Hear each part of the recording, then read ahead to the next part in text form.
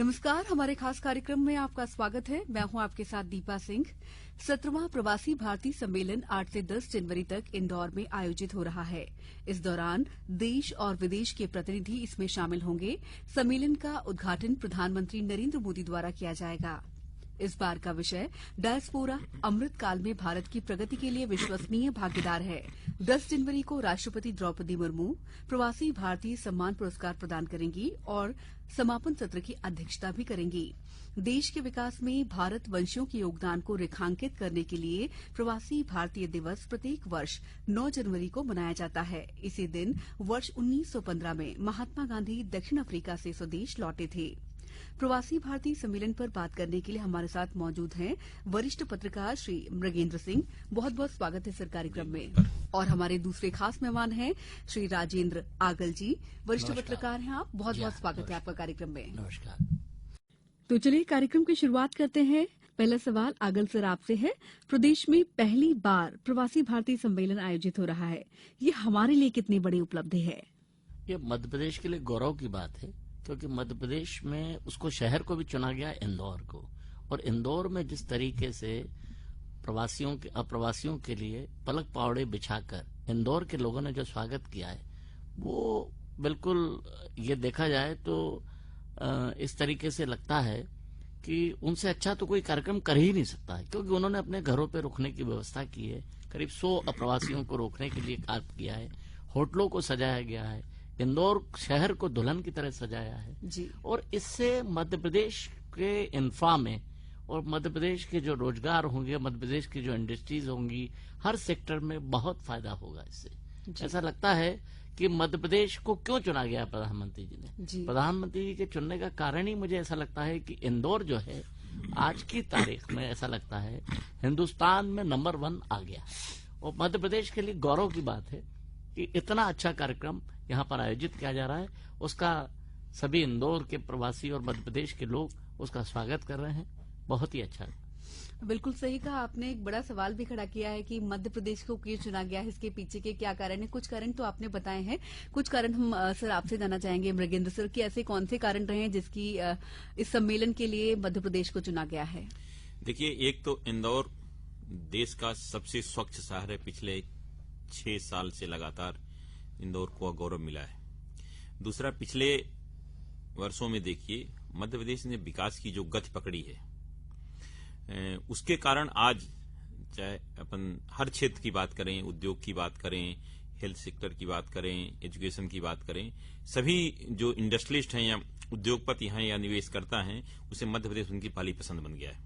निश्चित रूप से प्रधानमंत्री जी के निर्देश पर इंदौर को चुना गया है। तो ही प्रधानमंत्री जी ने अपने भाषण में कई जगह इस बात का उल्लेख भी किया है कि इंदौर देश का सबसे स्वच्छ शहर है। और मुझे लगता है कि इस कार्यक्रम से इंदौर की एक और गरिमा बढ़ेगी। और वो प्रधानमंत्री जी खुद कई अन्य राज्यों को, अन्य राजधानियों को, अन्य महानगरों को कहते हैं कि हमें इंदौर से सीख लेनी चाहिए। निश्चित रूप से हम मध्य प्रदेश वासियों के लिए ये बहुत ही गौरव की बात है कि इंदौर जो सबसे स्वच्छ शहर है देश का, उसको प्रवासी भारतीयों का स्वागत करने का मौका मिला है। और जो वहां के लोगों ने अपना अपनत्व दिखाया है, वो एक मिसाल बनेगा। और हमारे जो भाई बाहर से आ रहे हैं, वो जब जाएंगे तो मध्य प्रदेश, विशेषकर इंदौर के यात्रा को, इंदौर में बिताए समय को याद करेंगे और कहेंगे कि एक ऐसा शहर भी था जहां लोगों ने अपने घर में बुलाकर स्वागत किया। और यहां तक कि जिनको लाने ले जाने तक की व्यवस्था लोग खुद कर रहे हैं। एक जो अपनत्व का भाव दिख रहा है, निश्चित रूप से मध्य प्रदेश और इंदौर के लिए गौरव की बात है। बिल्कुल सही कहा सर आपने। सर, प्रवासी भारतीय सम्मेलन, G20, खेलो इंडिया जैसे आयोजन हमारे प्रदेश में हो रहे हैं, तो आपको क्या लगता है कि इस तरह के आयोजन जो हो रहे हैं उनसे हमारे प्रदेश की साख पर कितना असर पड़ेगा? नहीं, मध्य प्रदेश तो आज की तारीख में ऐसा लगता है कि हिंदुस्तान में सबसे ऊपर सिरमौर हो गया है। और उससे ऐसा आभास होता है कि मध्य प्रदेश को ही क्यों चुना गया है। इसको शांति का टापू भी कहा जाता है, बहुत अच्छे प्रदेश के रूप में गिना जाता है। यहाँ पर पिछले कई वर्षों से इस तरीके के आयोजनों की कमी थी। उस आयोजनों को पूरा करने का काम यहाँ पर किया गया है। प्रधानमंत्री बनने के बाद में मेरा ख्याल है तीसरा या चौथा विजिट उनका इंदौर का हो रहा है। इंदौर शहर देश की नहीं बल्कि हर व्यक्ति की एक पसंद बन चुका है। और इंदौर में जो इंफ्रा जिस तरीके से डेवलप हुआ है उससे वाकई में सीखने योग्य बात है। पूरे देश को सीखना चाहिए कि आखिर करके इंदौर शहर को इस तरीके से क्यों ढाला गया है।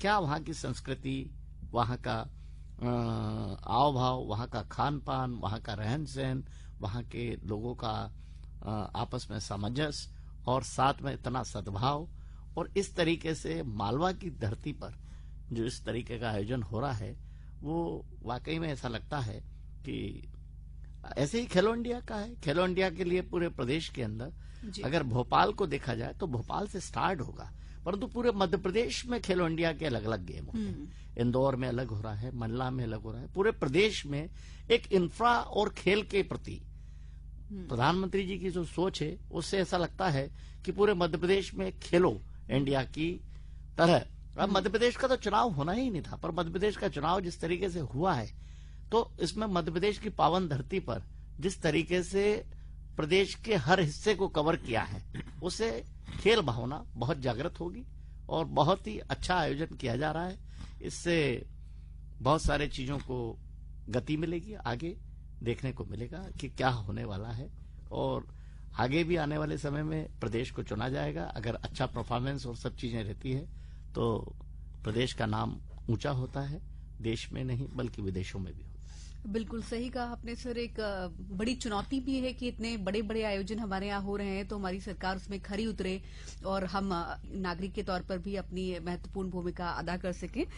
सर मृगेंद्र सर, प्रदेश की अर्थव्यवस्था में किन किन क्षेत्रों पर इस सम्मेलन का प्रभाव नजर आने वाला है? देखिए, इसमें सबसे ज्यादा जो मुख्यमंत्री जी ने पहले कहा है कि मध्य प्रदेश का इस बार सबसे ज्यादा जोर है टेक्सटाइल पर, आईटी पर जी, और ये सौर ऊर्जा, रिन्यूएबल एनर्जी पर, एजुकेशन पर, हेल्थ पर, ये और खेती, कई चीज, पर्यटन को विशेष रूप से किया गया है। तो मुझे लगता है कि मध्य प्रदेश के बारे में जो कहा जाता है जन, जंगल और जमीन जी, वो मध्य प्रदेश की पूंजी है। और आज भी मध्य प्रदेश में जो जंगल हैं, मध्य प्रदेश के जो पर्यटक स्थल हैं, विशेषकर जंगल में देखिए तो वो अपने आप में अद्भुत हैं। वहां जो प्राकृतिक सौंदर्य है वो शायद ही आपको देश में क्या विदेशों में भी शायद देखने को नहीं मिलेगी। जरूरत है उनको सजाने और संवारने की। ये जिस तरह से आयोजन हो रहे हैं मुझे लगता है कि इससे जो विशेषकर मध्य प्रदेश के पर्यटन के क्षेत्र को एक और नई ऊंचाई मिलेगी। क्योंकि अभी कुछ दिन पहले मुख्यमंत्री जी ने भी ये कहा था कि हमारा सबसे ज्यादा जोर अगर किस बात पर है तो खेती, पर्यटन और उद्योग, जिससे मध्य प्रदेश को विकास की और ऊंचाइयों पर जाएगा तो निश्चित रूप से उसको फायदा होगा। आप देखिए, मध्य प्रदेश एक ऐसा देश में राज्य, सरप्लस बिजली हमारे पास है, भरपूर पानी हमारे पास है, जंगल हैं, सस्ती जमीन है, स्किल्ड वर्कर हैं। ये सब चीजें ऐसी हैं जो मध्य प्रदेश को अन्य राज्यों के मुकाबले कहीं और जाकर खड़ा करती हैं। निश्चित रूप से इसका श्रेय देश के प्रधानमंत्री और मुख्यमंत्री को है, जिनके कुशल नेतृत्व में और उनकी नीतियों के कारण आज मध्य प्रदेश ऊंचाइयों पर जा रहा है। बिल्कुल सही कहा आपने। सर, सम्मेलन में प्रधानमंत्री जी आ रहे हैं, राष्ट्रपति भी आ रही हैं और कई केंद्रीय मंत्री भी आ रहे हैं, तो इससे हमारे प्रदेश और इंदौर को क्या फायदा होने वाला है? प्रधानमंत्री जी के आने से निश्चित रूप से ये तो होता है कि किसी भी शहर का सबसे पहली बात तो डेवलपमेंट बहुत अच्छा हो जाता है जी। आने वाले समय के जो विकास है वो विकास की गति बहुत तेज हो जाती है। फिर लोगों को, वहां के ब्यूरोक्रेट्स और नेताओं को, और खास करके प्रदेश के मुख्यमंत्री के लिए तो एक चुनौती होता है कि प्रधानमंत्री जी का आगमन ही उनके लिए बहुत बड़ी बात होती है। किसी भी देश का प्रधानमंत्री किसी प्रदेश के किसी शहर में अगर आता है तो बहुत ही उपलब्धि की बात है। और प्रधानमंत्री के साथ साथ में राष्ट्रपति जी आ रहे हैं, जो कि राष्ट्रपति जी, मुझे लगता है कि पहला मध्य प्रदेश का विजिट होगा उनका। और मध्य प्रदेश में आई थी इंदौर आदिवासी सम्मेलन। हाँ, पावन मालवा की पावन धरती पर जिस तरीके से उनको बुलाया गया है और पलक पावरे बिछा के इंदौर पूरा शहर प्रधानमंत्री जी को और राष्ट्रपति जी का स्वागत कर रहा है। मुख्यमंत्री जी ने उसका चुनाव ही इसलिए किया है कि यहाँ इस प्रदेश में और खास करके इंदौर शहर के में विकास ही विकास की गंगा बहती रहे। और इस बीच में मुख्यमंत्री जी कहीं न कहीं पूरे प्रदेश को कुछ न कुछ ऐसा करना चाहते हैं जिससे मध्य प्रदेश जो है पूरे देश में एक ऐसा प्रदेश बनकर सामने उभरे जिससे सब कुछ हरा भरा दिखता रहे। और ये भी लगता है कि मध्य प्रदेश जिस तरीके से अपनी ऊंचाइयों को छू रहा है, देश में नहीं बल्कि विदेशों में भी उसका नाम ऊंचा हो रहा है। हेल्थ के सेक्टर में भी देखेंगे, उद्योग में इंडस्ट्रीज को देखेंगे, तो हम धीरे धीरे धीरे अपनी गति बढ़ाते जा रहे हैं। और यहाँ के जो बाहर के उद्योगपति हैं वो सारे उद्योगपति, जैसे अभी उद्योगपतियों ने अपने नाम दिए ही हैं कि उसमें कुमार मंगलम बिरला जी आ रहे हैं यहाँ पर, और जिस तरीके से और अन्य उद्योगपति आ रहे हैं, तो मध्य प्रदेश में वो कुछ न कुछ करके जाना चाहते हैं। और मध्य प्रदेश उनके लिए बहुत अच्छा साबित होगा उद्योगों के लिए, इसीलिए तो वो यहाँ पर आ रहे हैं। और प्रधानमंत्री जी ने तो बड़ा सिलेक्टिव कार्यक्रम रखा है, उसमें ये भी उन्होंने कहा है कि मैं कुछ अप्रवासियों के साथ बैठकर डिनर और करीब 100-150 मेहमानों को साथ में उन्होंने चयन किया है। और चयन करने के साथ साथ में उनके साथ बातचीत करेंगे और कुछ घंटे बिताएंगे, ये बड़ी बात है। ऐसे ही मुख्यमंत्री जी ने कहा है कि मैं हर 3 दिन जो है 18-18 घंटे उन लोगों के साथ ही रहूंगा, उनके साथ ही उनके साथ ही लंच करूंगा, डिनर करूंगा, साथ में ही रह के उनसे बातचीत करके और क्या मध्य प्रदेश में कमियां हैं जिसको ठीक करने के साथ में हम आगे बढ़ा सकते हैं। जी जरूर। मृगेंद्र सर, जैसा कि सर ने भी कहा कि बहुत सारे एनआरआईज जो हमारे विदेशी भाई बंधु हैं जो अपने देश के हैं वो यहाँ पर आने वाले हैं, तो अगर उद्योग धंधों की दृष्टि से देखा जाए तो हमारे प्रदेश को और कितना फायदा मिलने वाला है? निश्चित रूप से मैं इसको हर क्षेत्र में फायदा मिलेगा। जैसे मैंने शुरू से कहा कि जल, जंगल और जमीन, अब केवल मध्य प्रदेश ही देश का ऐसा राज्य है जहाँ ये सब चीजें उपलब्ध हैं और कहीं किसी चीज की कमी नहीं है। उद्योगपति, अब मध्य प्रदेश का इंफ्रास्ट्रक्चर बहुत अच्छा हो गया है, सड़कें बहुत अच्छी हो गई हैं, रिन्यूएबल एनर्जी मध्य प्रदेश काफी अच्छा कर रहा है। आपको अगर ऊर्जा नगरी देखे तो मध्य प्रदेश के सिंगरौली में ही है। सिंगरौली के और रीवा जिले में जो विश्व का सबसे बड़ा सोलर प्लांट बना है, उसके कारण आपके दिल्ली की मेट्रो चल रही है। तो मध्य प्रदेश की बिजली का जिस तरह स्थिति है सब जगह, तो मैं समझता हूं कि ये जो उद्योग आएंगे तो आप देखिएगा इंदौर में फार्मास्यूटिकल क्षेत्र में हो गया, टेक्सटाइल क्षेत्र में हो गया, एनर्जी, रिन्यूएबल एनर्जी क्षेत्र में हो गया, पर्यटन के क्षेत्र में आप देखेंगे बहुत बड़े बड़े उद्योगपति आएंगे। कई क्षेत्रों में आप देखिएगा अडानी, अंबानी जैसे लोग भी मध्य प्रदेश में अब प्रवेश कर रहे हैं। हालांकि अंबानी जी के काफी बड़े मध्य प्रदेश में, लेकिन अडानी के साथ बड़े बड़े प्रोजेक्ट मध्य प्रदेश में भी आना शुरू हो गए। जी जरूर। आगल सर, प्रवासी सम्मेलन के तुरंत बाद ही जो अपनी राज्य सरकार है वो ग्लोबल इन्वेस्टर्स मीट करवा रही है, इसके क्या मायने देखे जाएं? मध्य प्रदेश के पास आपको पता है कि सस्ती जमीन, बिजली, और यहाँ उद्योगपति ये चाहते हैं कि मध्य प्रदेश में उद्योग लगाएं। जिस तरीके का डेवलपमेंट और विकास उद्योगों के लिए देखने को मिलता है, सस्ती लेबर मिल जाती है, यहाँ पे सस्ती जमीन मिल जाती है। मध्य प्रदेश की धरती उनके लिए बहुत ही अच्छी होती है, उनको किसी तरीके का डर, किसी तरीके का भय यहाँ पर नहीं रहता है। तो मध्य प्रदेश में वो फ्रिक्वेंटली हमारे मुख्यमंत्री जी से और सबसे मुलाकात करके और अपने उद्योगों को ऊंचाइयों पर ले जा सकते हैं। इसीलिए मध्य प्रदेश में क्या है, बिजली, आपका सौर ऊर्जा और ये सब के लिए बड़ी पावन भूमि कही जा रही है। और जमीन का तो कोई हमारे पास कमी नहीं है मध्य प्रदेश के पास। भोपाल देखेंगे, मालवा क्षेत्र के अंदर देखेंगे तो काफी इंडस्ट्रियल कॉरिडोर और सब चीजें चालू की गई है। अभी तो आने वाले समय में सुना था हमने कि हिंदुस्तान का सबसे बड़ा एयरपोर्ट इंदौर और भोपाल के बीच बनने वाला है। अब देखते हैं कि वो एयरपोर्ट बनने के बाद में उद्योग किस तरीके से आगे बढ़ते हैं। एक ये भी जो है, जिस तरीके से भारतमाला से सारी रोडों को जोड़ा गया है, उन उद्योगों के लिए बड़ा फायदा है, क्योंकि उनको रोड ट्रांसपोर्टेशन और हवाई ट्रांसपोर्टेशन, रेल परिवहन, ये सब चीजें आसान हो जाती है। इसलिए मध्य प्रदेश को इस तरीके के ग्लोबल इन्वेस्टर्स मीट GIS होने से बड़ा फायदा होने वाला है। और बहुत सारे ऐसे करार हो जाएंगे जिसमें मध्य प्रदेश में उद्योगों की कमी, उद्योगों के कारण से बहुत सारे लोगों को रोजगार मिल जाएगा। और काफी लोग जो यहाँ जिस तरीके का जनता चाहती है कि यहाँ अच्छा डेवलपमेंट हो, उस तरीके से डेवलपमेंट हो जाता है। जी जरूर। सर, पर्यटन की बात आपने अभी की थी। पर्यटन की दृष्टि से देखा जाए तो खजुराहो से लेकर सांची तक कई अपने यहाँ महत्वपूर्ण स्थान हैं जो देखने लायक हैं, लेकिन अब तक इनका पर्यटन के लिहाज से उस स्तर पर प्रचार प्रसार नहीं किया गया है। तो इस सम्मेलन के बाद क्या कुछ फायदा होने वाला है? निश्चित रूप से जैसा आपने कहा कि प्रचार प्रसार जितना होना चाहिए तो नहीं होते। सांची की आप बात करें, मध्य प्रदेश के में जंगल इतना है, जंगल सफारी की जो सुविधा दिए हैं, वन अभयारण्य जितने बने हुए हैं, मुझे लगता है कि आप आसानी से, मध्य प्रदेश टाइगर स्टेट है, अब तो चीतल भी मध्य प्रदेश में आ गए हैं, तो मुझे लगता है कि पर्यटन की दृष्टि से अगर विकसित करना है तो मध्य प्रदेश में बहुत सारी चीजें ऐसी हैं। धार्मिक नगरी की उठाकर देखें, आपके चाहे चित्रकूट से शुरू करें, मैहर, सांची बौद्धों का बड़ा मैहर से आकर आप महाकाल ओंकारेश्वर तक जाएं, कॉरिडोर बन रहे हैं, तो ये बहुत सारी चीजें ऐसी, मां नर्मदा का उद्गम स्थल है, अमरकंटक जैसे, तो बहुत सारी चीजें ऐसी हैं, लेकिन उनको प्रचार प्रसार की और अधिक जरूरत है। निश्चित रूप से जब हमारे पर्यटक आएंगे, इसीलिए आप देखिए जो हमारे प्रवासी भारतीय भाई आ रहे हैं तो उनके लिए महाकाल लोक देखने की व्यवस्था की गई है, मंडलेश्वर चाहते हैं उसके लिए व्यवस्था की गई है, जहां तो वो मुझे लगता है जब वो लोग आएंगे, यहाँ के जो जंगल है वहां देखेंगे, यहाँ जो अभयारण्य बने उनको जाकर देखेंगे, जंगल सफारी देखेंगे, तो उनको भी हो सकता है और उन लोगों को अच्छा लगे, तो उस दृष्टि से सरकार भी पर्यटन के लिए और अपने द्वार खोले और प्रचार प्रसार किया जाए तो और अच्छे, अधिक से अधिक पर्यटक मध्य प्रदेश आने लगे।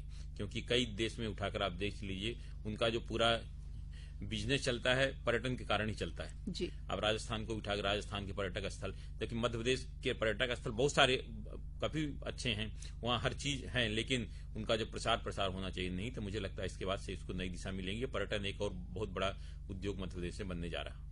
बिल्कुल सही कहा आपने कि अगर हमारे इतने खूबसूरत पर्यटन स्थल हैं, अगर उन पर ध्यान दिया जाए और उनका प्रचार प्रसार अच्छे से किया जाए तो जाहिर तौर पर जो हमारे यहाँ पर्यटन उद्योग को काफी बूम मिल सकता है। सर, अगर बात करें मध्य प्रदेश की संस्कृति की, खान पान की, तो देश और दुनिया से जो विदेशी डेलीगेट्स आ रहे हैं, तो आप मानते हैं कि अपनी खान पान की जो संस्कृति है, सभ्यता है, उससे परिचित कराने का ये एक बड़ा अवसर है? निश्चित, क्योंकि मध्य प्रदेश में जो मालवा क्षेत्र है, और खास करके मैं तो चारों तरफ के क्षेत्रों की बात करूंगा, एक मालवा का क्षेत्र जो है वो अपने आप में ही अद्भुत है।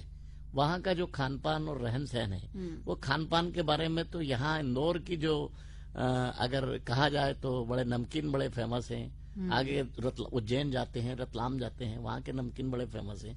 पता चलता है कि विदेशों तक वो जाते हैं। और खाने के बारे में तो क्या कहा जाए, अब इंदौर के बारे में तो ये कहा जाता है कि इंदौर तो खाने पीने वालों की ही नगरी है जी। वो तो उसके बाद में अब पता चलता है कि पहला ऐसा हिंदुस्तान में कोई मार्केट होगा जो रात को 12 बजे खुलता है, और 12 बजे से एक शराफे में रात को 4 बजे तक चलता है। और इंदौर शहर को अगर खाने पीने के लिहाज से देखा जाए तो ये जो जिस तरीके से अप्रवासी भारतीयों के लिए जिस तरीके के व्यंजन परोसे जाएंगे, वो अटूट छाप लेकर जाएंगे यहाँ से। और इंदौर अपने आप में अगर देखेंगे कल्चर में तो अहिल्याबाई की नगरी है। उस जमाने से बड़े बड़े संस्कृत कल्चर घराने रहे हैं, संस्कृति का बड़ा महत्व रहा है वहाँ पे। कई मशहूर कलाकार वहाँ से निकले हुए हैं, कई लोगों का जुड़ाव उनके साथ में रहता है। आपने देखा होगा कि लता मंगेशकर, जो उनका जन्मदिन वहां मनाया जाता है जनवरी के समय पे, तो वो भी एक अद्भुत छाप होती है कि लता मंगेशकर को आखिर करके तो मराठाओं का एक बड़ा वो रहा है। और इंदौर अपने आप में ये देखने को मिलता है कि देश में नहीं पूरे वर्ल्ड में अगर देखा जाए तो अब इंदौर से इंटरनेशनल फ्लाइट चालू है जी। इंदौर से अगर आप देखते हैं तो आवागमन के साधन बहुत पर्याप्त संख्या में हैं, जहां आपको सब चीजें देखने को मिलती है। वहां का कल्चर भी बहुत अच्छा है, वहां की संस्कृति बहुत अच्छी है, वहां के लोग बहुत अच्छे हैं। इस तरीके से प्रधानमंत्री और राष्ट्रपति जी ने अगर चुना है इस शहर को, और मुख्यमंत्री जी ने खास करके न्योता दिया है हमारे इंदौर शहर के लिए, तो इसीलिए दिया है कि हमारी खान पान की संस्कृति, हमारे यहाँ क्या चल रहा है, सब चीजों को पूरे देश में अगर देखेंगे तो सब जितने मंदिर हैं जी, सबसे ज्यादा मंदिर होलकर स्टेट में आज देखने को यह मिलता है कि सबसे ज्यादा मंदिर अगर पूरे देश में मिलेंगे आपको तो होलकर स्टेट में मिलेंगे। उसके बाजू में उज्जैन बन गया है, जो अपने आप में ही अद्भुत हो चुका है जी। और वहाँ लोग आएंगे, लुत्फ उठाएंगे, तो उसकी चर्चाएं तो निश्चित रूप से होना ही है। बिल्कुल। अब उज्जैन के पास महाकाल लोक भी है और हमारे पास सबसे बड़ी बात यह है कि दो ज्योतिर्लिंग है जी। एक महाकाल है, एक ओमकारेश्वर है। जी। जो महाकालेश्वर को सबसे ज्यादा पूजा जाता है वो महाकालेश्वर साहब हमारे पास है। और जिस तरीके का वो बनाया है उज्जैन में, उससे तो लोग जरूर चर्चाएं करेंगे कि मध्य प्रदेश जो है और मध्य प्रदेश का जो मालवा क्षेत्र है जी, उसको काफी विकास और काफी अच्छे तरीके से देखा जाएगा और चर्चाएं भी होगी, फोटोग्राफ्स भी शेयर किए जाएंगे उसके। बिल्कुल बिल्कुल जी। बिल्कुल सही कहा आपने। सर मृगेंद्र सर, कोविड से लेकर भले ही यूक्रेन युद्ध हो, तो जो हमारे विदेशी एनआरआईज हैं उनके लिए हमारी जब भी उनको मदद की जरूरत पड़ती है तो हमारी सरकारें तत्परता से उनकी मदद के लिए पहुंचती हैं। तो आपको लगता है कि अब उनकी बारी है? निश्चित रूप से उनकी बारी है। आप एक हाथ से ताली नहीं बजती है, दोनों हाथ से ताली बजती है। अगर आप हमारी मदद के लिए हाथ बढ़ाएंगे तो निश्चित रूप से वहां अगर हम आपकी कहीं मदद कर रहे हैं तो आप अगर बढ़ाते हैं निश्चित रूप से दोस्ती गारी होगी और निर्यात को भी बढ़ावा मिलेगा। बहुत सारी चीजें ऐसी हो सकता है वहां इस समय युद्ध के कारण कमी पड़ रही है तो भारत से काफी कुछ मदद कर सकता है। तो अगर दोनों राष्ट्र एक दूसरे के पास आते हैं, एक दूसरे से मिलने के लिए कदम बढ़ाते हैं, निश्चित रूप से फायदेमंद होगा। बिल्कुल। सर, सरकार इस तरह के सम्मेलन से क्या लक्ष्य हासिल करना चाहती है? नहीं, सरकार तो इस तरीके के सम्मेलन से प्रदेश का विकास चाहती है। प्रदेश के विकास के साथ साथ में यहाँ रोजगार के अवसर हमेशा उत्पन्न होते रहे। यहाँ जिस तरीके का विकास होना है वो विकास हो सके, साथ में जो व्यापारी बंधु हैं और उन लोगों के लिए, सब लोगों के लिए पर्याप्त रोजगार रहे। मध्य प्रदेश का लक्ष्य ही ये होता है इस तरीके के आयोजन करने का या किसी राज्य का आयोजन करने का कि उस राज्य का हमेशा से विकास होता रहे और विकास के साथ साथ में वहाँ के लोगों को, वहाँ की पब्लिक को रोजगार मिले। और रोजगार के साथ में ये भी देखते हैं हमेशा कि देश में हमारा नाम भी रोशन हो कि मध्य प्रदेश की पावन धरती पर इस तरीके के आयोजन होना और बार बार होना और बार बार लाने के लिए प्रयास करना, यही अपने आप में महत्वपूर्ण होता है। दूसरे राज्यों में भी कोशिश करते हैं परंतु राज्यों और राज्यों में फर्क होता है। उन राज्यों को देखते हुए मध्य प्रदेश की धरती को अगर चुना है तो बहुत बड़ी बात है। बिल्कुल, वाकई हमारे लिए गर्व का विषय है। सर, आपकी क्या राय है इस पर? निश्चित रूप से वो ये जिस तरह से प्रवासी भारतीय और इन्वेस्टर समिट हो रहा है, निश्चित रूप से मध्य प्रदेश को लोग जानेंगे देश विदेश में। इसमें सबसे बड़ी बात जो आएंगे, टाइम अपना लोग देंगे, समझेंगे, तो उसमें मध्य प्रदेश के बारे में बहुत सारी चीज जानने को मिलेगी। मध्य प्रदेश में क्या है, मध्य प्रदेश में कौन सी सुविधाएं हैं, अगर मध्य प्रदेश में हम घूमने जाना चाहते हैं क्या क्या मध्य प्रदेश में उद्योग लगाना चाहते हैं, मध्य प्रदेश की पूरी उद्योग नीति देखेंगे।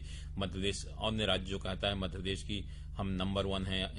यहाँ की जो ग्रोथ रेट है पिछली बार उठाकर देखिए 19% से ज्यादा है, जो देश में सबसे ज्यादा है। आखिर ये सब कैसे हुआ, वो सब उनको एक उसके माध्यम से दिखाया जाएगा, प्रेजेंटेशन के माध्यम से, कि मध्य प्रदेश आज अगर इस स्थिति में है तो कैसे बना, क्या क्या चीजें हैं। आप भी देखिए, आप भी आइए, समय बिताइए, इन्वेस्ट करिए और मध्य प्रदेश के विकास में अपनी भागीदारी। बिल्कुल सही कहा आपने कि जो डेलीगेट्स आएंगे, जाहिर तौर पर हम अपनी उपलब्धियां जो धीरे धीरे हमने प्राप्त की हैं, हासिल की हैं कई क्षेत्रों में, उनको उनके सामने प्रस्तुत करेंगे और हमारे लिए भी एक बड़ा मौका है जिसको हम उम्मीद करते हैं कि साबित करने में सक्षम रहेंगे। सर, आप दोनों यहाँ पर आए चर्चा के लिए, बहुत बहुत शुक्रिया आप दोनों का। नमस्कार। हमारे खास कार्यक्रम में फिलहाल इतना ही, फिर होगी आपसे मुलाकात। नमस्कार।